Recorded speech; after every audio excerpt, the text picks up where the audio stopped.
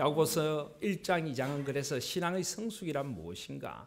1장에서는 특별히 우리가 시련을 만나도 그 시련을 통해서 인내하며 오히려 시련을 온전히 기쁘게 여기며 이 시련을 통하여서 더욱 깊어지는 사람, 그가 바로 신앙이 성숙한 사람이라고 말합니다. 신앙이 성숙하지 않은 사람들은 시련을 만나면 불평하고 원망합니다. 그러나 신앙이 성숙한 사람들은 시련을 만나면 이것이 하나님께서 나에게 주시는 특별한 영적인 깊어짐의 기회라고 받아들이게 됩니다. 시련을 통하여 오히려 더 깊은 신앙의 자리로 나아가게 되는 것입니다. 시험을 만날 때도 잘 참습니다. 그리고 특별히 온 우주의 창조자이신 하나님 아버지 안에서 시험들을 이겨내는 것입니다. 욕심에 빠지지 않습니다. 그리고 이 시험을 넘어서서 하나님께서 원하시는 참된 열매들을 맺어가는 사람이 성숙한 사람이다. 그리고 성숙한 사람은 하나님 앞에서 참된 경건의 삶을 살아갑니다. 말하는 것, 듣는 것, 화내는 것, 이 모든 문제에 있어서 참된 경건의 삶을 살아가고 예수님이라면 어떻게 하실까? 그런 생각을 하면서 이 내적인 신앙뿐만이 아니라 이 세상에 가난하고 힘든 이들을 돌아보면서 온전히 하나님 앞에서 균형 잡힌 신앙인으로 살아가는 사람, 그가 바로 신앙이 성숙한 사람이다. 1장은 그것을 우리에게 가르쳐 줍니다. 2장에서는 본격적으로 우리가 믿는 바대로 행하는 사람이 성숙한 신앙인이라는 것입니다. 말로만 행하는 것이 아니라 삶이 따라가는 그런 신앙이, 말로만 하는 것이 아니라 삶이 따라가는 그런 신앙이 진정 신앙의 성숙임을 강조합니다. 사람을 외모로 취하지 않고 이웃 사랑하기를 내 몸과 같이 하며 주님 앞에서 다른 이들을 소중하게 대하고 내가 가진 믿음의 그 빛깔대로 세상 속에서 살아가는 사람, 믿음과 행함이 함께 가는 사람, 그가 신앙의 성숙인이다 라고 2장에서 강조를 하고 있습니다. 이제 오늘 3장에 들어서면은 신앙의 성숙의 굉장히 중요한 또 척도 하나를 우리에게 소개합니다. 그게 뭘까요? 그게 바로 말입니다. 말. 혀에 관한 것입니다. 얼마나 우리가 말을 제대로 신앙 안에서 하는가, 그것이 신앙의 성숙에 아주 중요한 척도임을 오늘 가르쳐 줍니다. 그래서 오늘 설교의 제목은 참된 말입니다. 먼저 3장 1절에 이렇게 시작합니다. 내 형제들아, 너희는 선생된 우리가 더 큰 심판받을 줄을 알고 많이 선생이 되지 말라라고 말합니다. 선생된 우리, 많이 선생이 되지 말라. 사람들은 누구나 선생이 되고 싶어 합니다. 그러니까 누군가를 가르치는 자리에 있고 싶어 하고 뭔가 좀 사람들을 이끄는 자리에 있고 싶어 합니다. 특별히 이 야고보가 이 편지를 쓸 당시에 유대인 공동체, 유대인들에게는 선생이라는 것이 굉장히 존경받는 자리였습니다. 라피. 그래서 사람들의 존경을 받으면서 사람들을 이끌어서 서로 랍비가 되고 싶었고 사람들의 선생이 되고 싶어 하는 그런 사회였습니다. 그런데 바로 그런 사회를 향해서 오늘 야고보는 아주 역설적인 말을 하나 하고 있습니다. 선생된 우리가 더 큰 심판을 받을 것이다.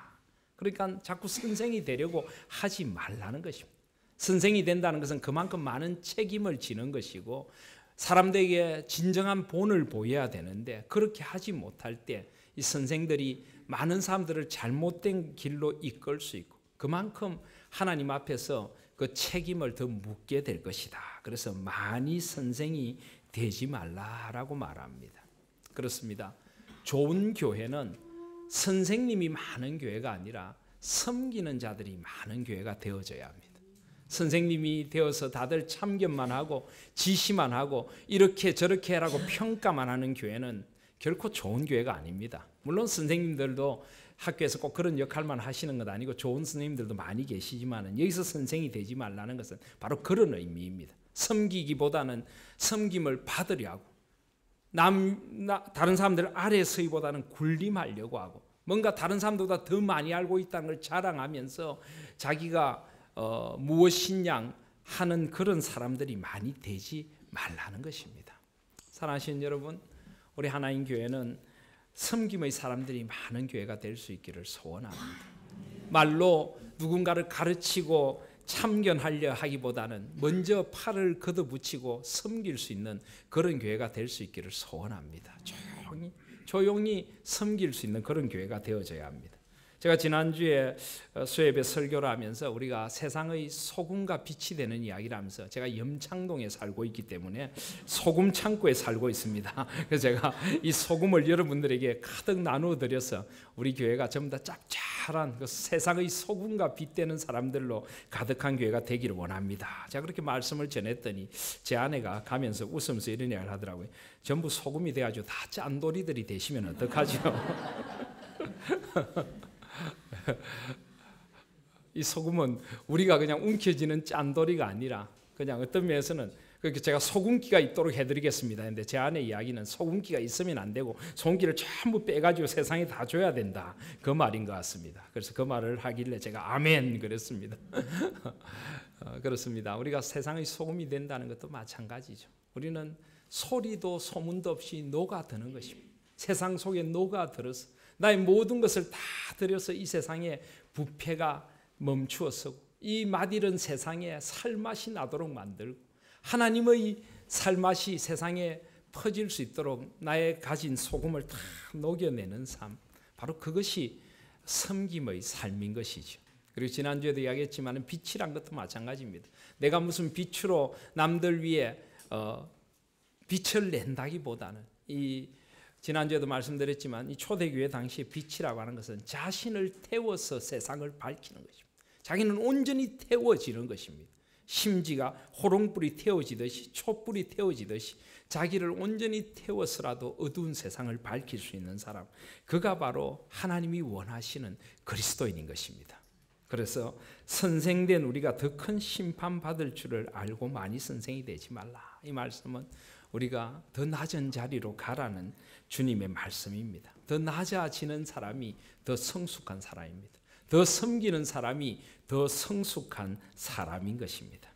그리고 이제 많이 선생이 되지 말라 한 후에 2절에 보면 우리가 다 실수가 많으니 만일 말에 실수가 없는 자면 곧 온전한 사람이라 라고 말합니다.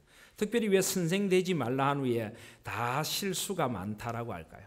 특별히 선생이 되면은 말에 실수를 하기가 쉽기 때문입니다. 남들 앞에서 가르치려고 하다 보면은 말에 실수를 할 수밖에 없는 자리가 선생의 자리라는 것입니다. 그래서 특별히 선생된 사람들은 말에 실수가 없도록 조심해야 합니다. 그리고 또 꼭 선생된 사람만이 아니라 우리 모두에게 말이 얼마나 소중한가를 가르쳐 주려고 이제 선생되지 말라는 말씀 뒤에 이 말에 대한 것을 우리에게 가르쳐 줍니다. 우리가 다 실수가 많으니 만일 말에 실수가 없는 자면 곧 온전한 사람이라. 야고보서에서 온전하다는 것은 완벽하다기보다는 성숙하다는 것이죠. 그래서 바로 오늘 야고보서 3장은 우리에게 분명히 성숙의 지표 하나를 가르쳐 줍니다. 그것은 바로 말에 온전한 사람, 말에 실수가 없는 사람, 그가 성숙한 사람이다라고 말합니다. 여러분 그렇죠, 그죠? 실제로 이 말이 얼마나 중요합니까? 그래서 비단 그리스도인뿐만이 아니라 비그리스도인들도 말이 중요하다는 것을 참 많이 이야기합니다. 우리 말 속담에도 이 말에 대한 속담이 참 많죠, 그죠? 어떤 게 있습니까? 가는 말이 고와야 오는 말이 곱다. 발 없는 말이 천리를 간다. 중마고우도 말 한마디에 갈라진다. 부모 말 들으면 자다가도 떡이 생긴다. 가루는 칠수록 고와지고 말은 할수록 거칠어진다. 길이 아니면 가지를 말고 말이 아니면 하지를 말라. 이런 다양한 말에 대한 속담들이 있습니다. 말 한마디에 천냥빚도 갚는다. 살은 쏘고 화살은 쏘고 주워올 수 있지만 말은 하고 주워올 수가 없다. 입이 비뚤어져도 말은 바로 하라. 이런 말에 대한 속담들이 참 많습니다. 세상 사람들이 생각해도 이 말이란 게 정말 중요하기 때문입니다. 우리가 얼마나 많은 경우에 이 말 한마디를 잘못 뱉어서 공경을 당하는 경우가 얼마나 많습니까? 이 말 한마디에 상처를 받아서 부부 간에 가족 간에도 상처가 되고 안 좋은 관계가 금이 가는 수가 얼마나 많습니까? 우리 직장에서 친구들, 동료들 참 너무나 많은 경우에 이 말 한마디로 우리가 관계가 깨어지는 경우들이 얼마나 많습니까? 나는 무심코 뱉은 말 한마디에 상처를 받아 평생을 그 상처를 간직하고 힘들어하는 사람들도 있는 것입니다. 그래서 특별히 하나님께서는 우리에게 주신 이 언어라는 은총, 이 은총을 잘 사용하라고 오늘 이 말에 대한 이야기를 하시는 것입니다. 특별히 성숙한 그리스도인들은 말을 조심하는 사람입니다. 성숙한 그리스도인들은 말을 지혜롭게 하는 사람입니다. 성숙한 그리스도인들은 말을 하나님의 뜻에 따라 하는 사람들입니다. 오늘 지금 그 이야기를 우리에게 하시고 싶으신 것입니다. 오늘 말씀을 들으면서 자신의 이 말에 대하여 한번 깊이 돌아보실 수 있는 시간이 되시기를 바랍니다. 나는 과연 말에 있어 성숙한 그리스도인인가? 우리 자신을 돌아보고 말에 있어서도 성숙의 오름길을 향하여 나아오시라고 오늘 하나님께서 우리에게 이 말씀을 주시는 것입니다. 먼저 2절부터 말씀은 이 말이 얼마나 중요한가를 우리에게 가르쳐 줍니다. 2절, 3절, 4절, 5절까지 이 말이 얼마나 중요한가를 우리에게 하나하나 가르쳐 주십니다. 여기 보시면 2절에 보시면 말이 능히 온몸도 굴레 씌울 수 있다.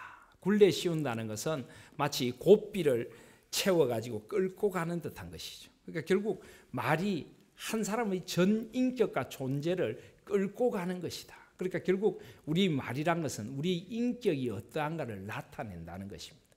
사람은 그 속에 들어있는 것들을 말로 내어뱉게 됩니다. 말을 들어보면 그 사람의 인격을 알 수 있다는 것입니다. 바로 2절에는 그 말씀을 하고 계십니다. 그리고 3절에 보시면 우리가 말을 순종케 하려고 2절의 말과 3절의 말은 다르죠. 그렇죠? 우리가 말을 순종케 하려고 그 입에 재갈 먹여 온몸을 어거한다. 이 말도 입에 재갈을 먹이면 이 말을 끌고 갈 수 있다는 것입니다. 그리고 4절에 보면 또 배를 보라. 그렇게 크고 광풍에 밀려가는 것들을 지극히 작은 키로 사공의 뜻대로 운전한다. 배도 마찬가지입니다. 배가 굉장히 크지만 작은 키 하나로 이 배를 마음대로 운행할 수 있다는 것입니다. 그래서 5절에 보면 이와 같이 혀도 작은 지체로 돼 재갈도 큰 말에 비하면 작은 것이고 키도 큰 배에 비하면 작은 것이지만 이 혀도 우리가 지극히 작은 것이지만 결국은 이 혀가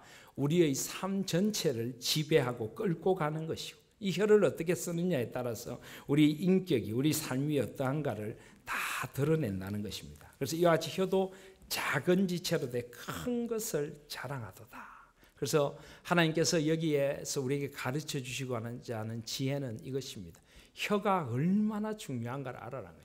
혀를 어떻게 쓰느냐가 우리 인생을 좌지우지할 수 있다는 것입니다. 우리 혀가 어떠한 것이 우리의 삶을 드러낸다는 것을 잊지 말라고 하나님께서는 강조하시는 것입니다. 그런 후에 5절 이후에 보시면 5절 후반부에 보시면 혀의 파괴력에 대하여 말씀합니다.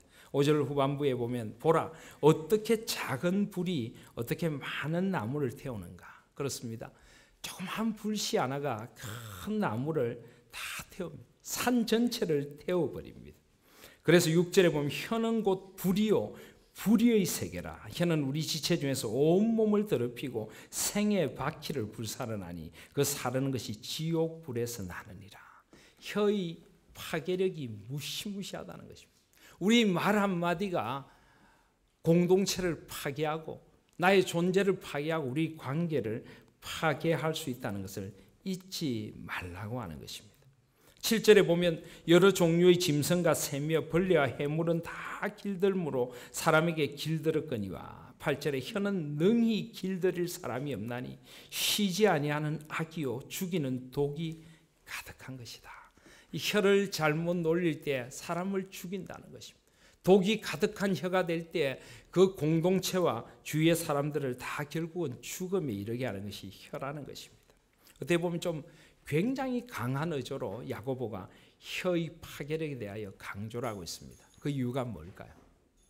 바로 우리의 혀를 한번 돌아보라고 하는 것입니다.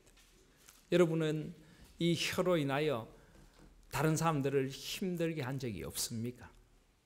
우리 혀 때문에 다른 사람의 마음에 깊은 상처를 남긴 적이 없습니까? 내가 한번 말을 잘못함으로 말미암아 공동체를 깨트린 그런 적들은 없습니까? 그런 경우들은 없습니까? 지금 우리 혀가 어떤 자리에 있는가를 한번 돌아보라고 하나님 아버지께서는 이 말씀을 우리에게 주시는 것입니다. 아까 우리 장로님께서 기도하실 때도 회개에 대한 강조를 하셨는데 저희들은 무엇보다 우리의 혀에 대한 회개를 하셔야 될 줄 믿습니다. 우리가 혀로 상처를 준 일들이 있습니까? 하나님께서 우리 마음에 깨닫게 해주실 때 깊이 회개해야 됩니다. 말을 통하여 준 상처는 상대방의 영혼을 죽일 수 있는 그 정도의 큰 상처라는 것입니다. 우리가 한번 잘못 놀린 혀 때문에 깨어진 공동체는 너무 깊은 상처를 안을 수 있다는 것입니다. 우리 성도님들 가운데는 참 마음의 상처들이 많은데 제가 들어보니까 결국은 그 가운데도 말로 인한 상처들이 참 많더라고요. 우리가 누군가에게 말로 인해서 준 상처들이 있다면 하나님 앞에서 자신이 얼마나 끔찍한 일을 행한 것인가를 돌아보라고 이 말씀을 우리에게 주시는 것입니다. 깊이 회개하고 돌이키라고 이 말씀을 주시는 것입니다. 혹시 여러분 말 한마디 때문에 여러분의 배우자에게 깊은 상처를 안겨주진 않았습니까? 특별히 이 여성들은 남성들보다 훨씬 감성적이죠. 그렇죠? 여자분들은 말 한마디에 깊은 상처를 받기도 하고 말 한마디에 깊은 위로를 누리기도 합니다. 남자분들은 특별히 이 여성들의 마음의 상처를 잘 이해할 수 있는 그런 배려들이 있어져야 할 것이라고 생각을 합니다. 여인은 연약한 그릇이라 하나님께서 여성들을 그렇게 만들어 주셨습니다. 그래서 말 한마디에도 이 말 한마디가 어떤 파괴력을 지니는지를 돌아보면서 말 한마디 한마디를 조심하여 하시라고 이 말씀을 우리에게 주고 계시는 것입니다. 우리의 혀에 대하여 깊이 한번 돌아보시고 내가 혀로 인하여 지은 죄에 대하여 하나님 앞에 돌이키시는 그런 시간이 되실 수 있기를 소원합니다. 자, 그렇다면 우리 혀를 어떻게 써야 합니까? 9절부터 이제 그것을 우리에게 가르쳐 주고 계십니다. 9절에 보시면 이것으로 우리가 주 아버지를 찬송하고 또 이것으로 하나님의 형상대로 지음을 받은 사람을 저주하나니 한 입으로 찬송과 저주가 나는도다. 내 형제들아 이것이 마땅치 아니하다. 무슨 말씀입니까?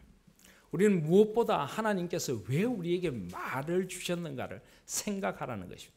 말을 주신 하나님의 창조의 목적이 무엇인가를 우리가 늘 잊지 말라고 이 말씀을 주시는 것입니다. 하나님께서 우리에게 왜 말을 주셨습니까? 왜 우리에게 이 혀를 주셨습니까? 그 이유는 첫째, 하나님을 찬송하라고 주셨습니다. 하나님을 찬송하라고. 이 백성은 내가 나를 위하여 지었나니 나의 찬송을 부르게 하려 함이라. 이사야 43장의 말씀처럼 하나님을 찬송하라고 우리의 혀를 주신 것입니다. 하나님의 목적을 따라서 우리의 혀를 아름답게 쓰실 수 있기를 바랍니다. 하나님을 찬송한다는 것은 무엇입니까? 우리가 입술로 찬양을 할 뿐만 아니라 우리 말을 통해 하나님이 영광을 받으시도록 살아가야 한다는 것입니다.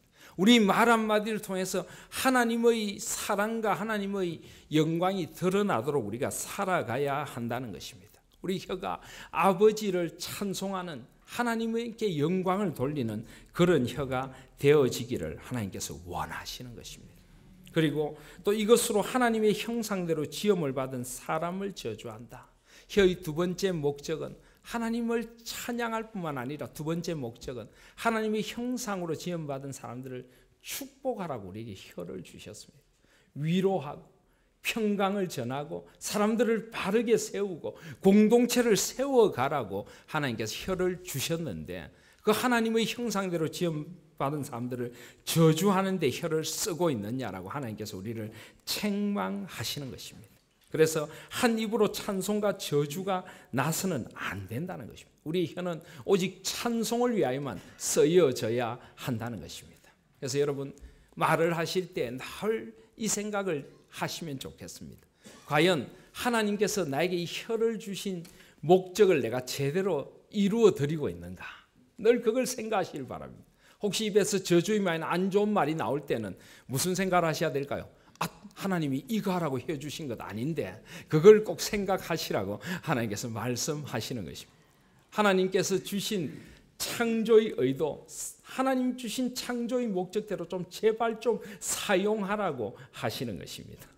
제가 학교에서 대학생들 강의를 할 때 이 기독교 세계관을 가르치면서 하나님의 창조의 목적을 이야기를 하면서 제 학생들에게 그런 이야기를 했습니다. 이 마이크 하나도 창조의 목적이 있죠, 그죠?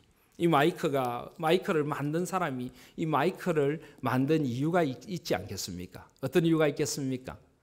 우리 목소리가 잘 정폭돼서 전체에게 전달되기를 원하는 그런 목적을 가지고 안에 회로를 넣고 마이크를 만들지 않겠습니까? 그 목적을 잘 이루기 위해서 디자인도 음을 잘 모을 수 있도록 하고 사람이 잘 쓸 수 있도록 손잡이를 디자인하고 이 마이크 하나도 만든 사람의 의도가 있고 목적이 있습니다. 그래서 이 마이크 언제 제일 행복할까요?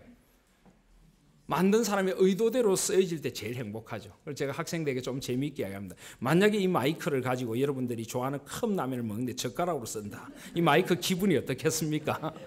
굉장히 기분 나쁘죠, 마이크가. 마이크가 말을 할 수 있다. 아니 내가 지금 젓가락이냐고, 나를 컵라면 국물에 넣느냐고.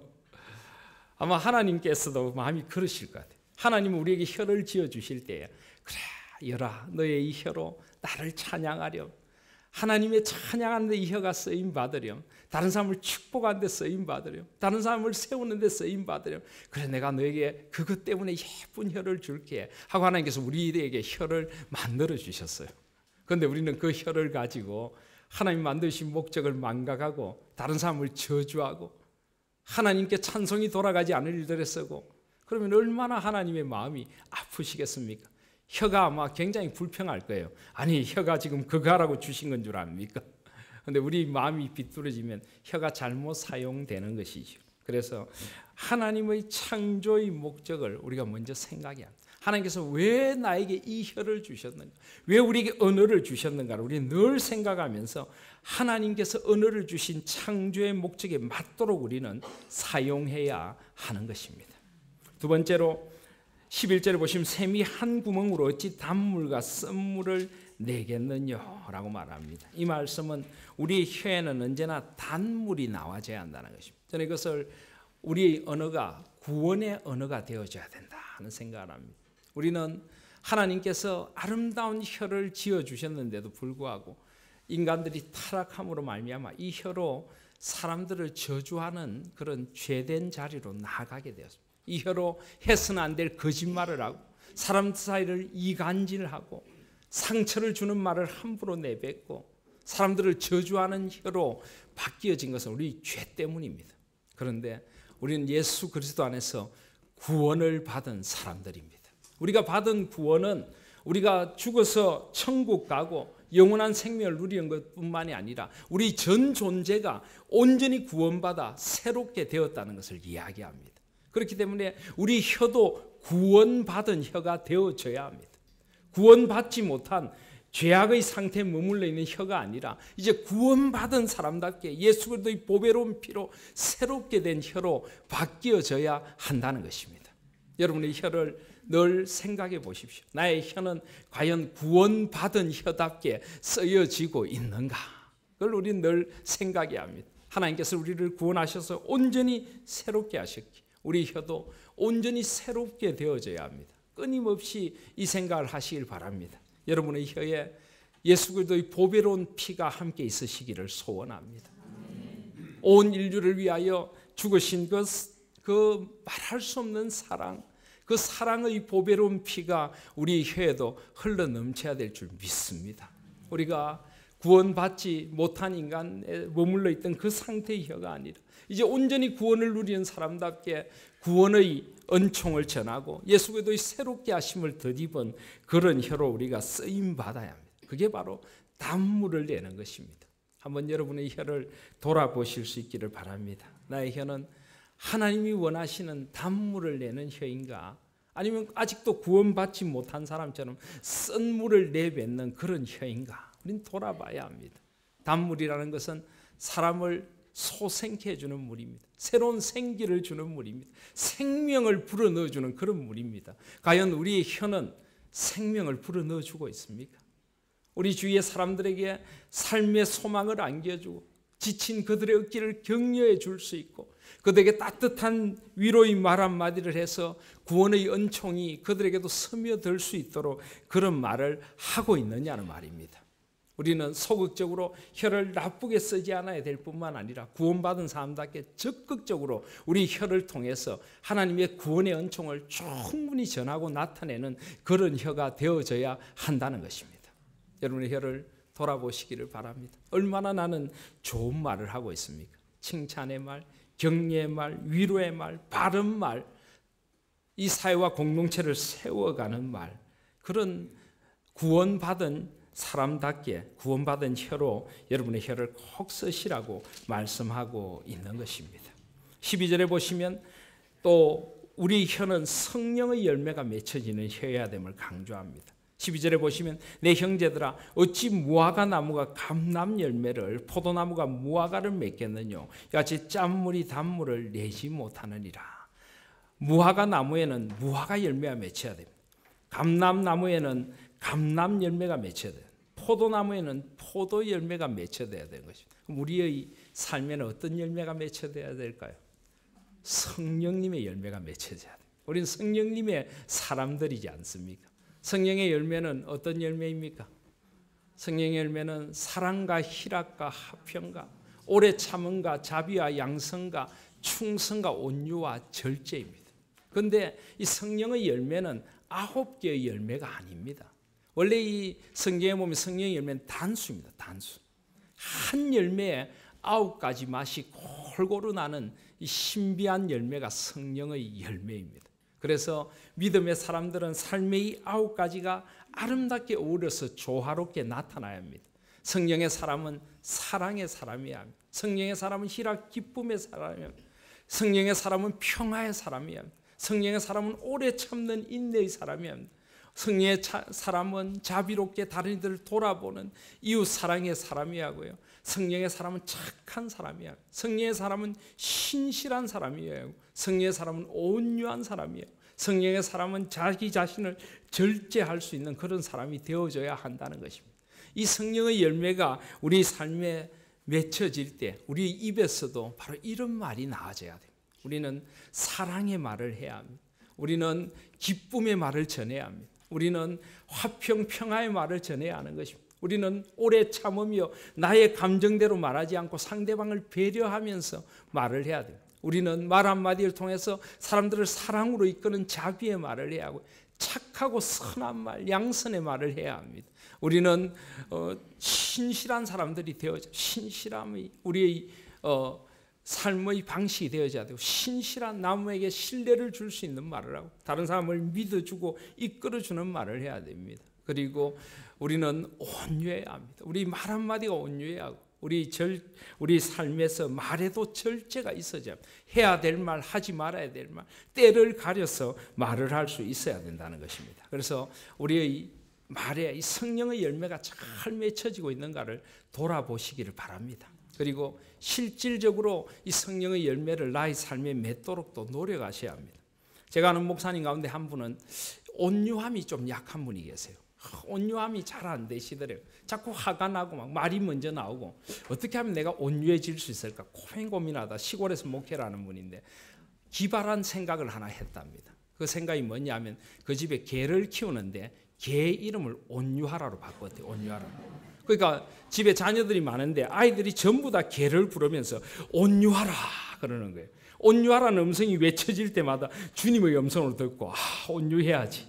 그래서 아주 온유를 훈련하고 쌓아갔다는 그런 이야기를 들은 적이 있습니다. 여러분의 약한 부분이 무엇입니까? 절제가 약합니까? 강아지를 한 마리 구입하시길 바랍니다. 그래서 강아지 이름을 절제하라로 지으시길 바랍니다. 희락의 말을 잘 못하십니까? 기쁨의 말을 강아지 한 마리 구입하셔서 기뻐하라로 하시기를 바랍니다. 우리 삶에 실질적으로 이런 열매들이 맺혀질 수 있도록 우리가 조심하고 힘써 성령 하나님의 인도하심을 구해야 합니다. 그래서 시편 기자는 이렇게 말했습니다. 여호와여 내 입 앞에 파수꾼을 세우시고 내 입술의 문을 지키소서. 내 마음이 악한 일에 기울어 죄악을 행하는 자와 함께 악을 행치 말게 하시며 저희 진술을 먹지 말게 하소서. 우리는 늘 이렇게 기도해야 합니다. 여호와여, 내 입 앞에 파수꾼을 세우시고 내 입술의 문을 지켜주소서. 오늘 이 말씀을 여러분의 삶에서 실천하시고 이 말씀을 따라 사시는 성숙한 그리스도인들이 되셔야만 합니다. 오늘 해에 대하여 이처럼 강조하시는 아버지의 마음을 먼저 깊이 받아들이실 수 있기를 바랍니다. 우리가 정말 이 땅에 사는 모든 그리스도인들이 하나님 지어주신 이 혀를 하나님의 창조의 목적대로 온전히 사용하는 그런 사람들이 다 되기를 원하시는 이 아버지의 마음을 우리가 깊이 음미해 보시길 바랍니다. 내 혀는 하나님께서 창조해 주신 목적대로 잘 사용되고 있는, 하나님을 찬양하고 하나님의 영광을 위하여 또 하나님의 형상으로 지음받은 사람들을 축복하고 세우기 위해서 원래 혀의 창조의 목적대로 내 혀가 잘 사용되고 있는가? 우리는 늘 자신을 돌아보시면서 하나님의 창조의 목적대로 여러분의 혀를 여러분의 남은 세월 동안 아름답게 사용하실 수 있기를 바랍니다. 여러분의 혀는 구속된 혀가 되시기를 바랍니다. 예수 그리스도의 보배로운 피로 구속된 사람답게 모든 더러운 말과 악한 말들을 이제는 다 버리고 죄악에 머물러 있던 상태의 말들을 다 내려놓고 세상의 지저분하고 더러운 말들을 다 내어놓고 성령께서 주시는 새 노래, 구원의 노래를 부르시면서 새로운 말, 이 혀가 주님 앞에 온전히 구속받은 혀답게 십자가의 사랑을 전하고 생명의 말씀을 전하는 단물이 나는 그런 혀로 여러분들 혀를 사용하실 수 있기를 바랍니다. 우리 혀에 성령 하나님의 충만한 은혜가 임하기를 원합니다. 그리하여 성령의 열매들이 아름답게 우리 혀에서 하나하나 맺혀질 수 있는 그런 아름다운 성령 하나님의 입이 될 수 있기를 소원합니다. 그리하여 우리의 혀를 통하여서 우리가 이 혀의 파괴력을 알고 있기에 공동체를 깨트리는 혀가 아니라 공동체를 세우는 혀, 불처럼 사르는 혀가 아니라 성령의 불처럼 사람을 살리는 그런 혀가 되고 온 우리의 지체뿐만이 아니라 온 공동체를 이 작은 혀 하나가 잘못 이끄는 것이 아니라 바르게 하나님의 뜻대로 이끌 수 있는 그런 혀가 되실 수 있기를 바랍니다. 말은 말의 재갈을 먹이는 이유가 뭡니까? 기수가 원하는 대로 끌고 가고자 하는 것이죠. 주인이 원하는 대로 끌고 가고자 하는 것입니다. 하나님께서는 우리 혀를 하나님의 뜻대로 가져가기를 원하십니다. 우리 혀에 창조, 구원, 성령 하나님의 그 아름다운 재갈, 이 아름다운 장치를 두셔서 하나님의 원하시는 대로 우리 혀가 잘 사용되어서 하나님의 마음을 기쁘시게 하고 하나님께 영광을 돌리고 하나님의 아름다우심을 온 세상에 전하는 아름다운 혀가 될 수 있도록 늘 깨어 있으시길 바랍니다. 말 한마디도 하실 때마다 기도하십시오. 하나님, 내 입에 파수꾼을 세워주시옵소서.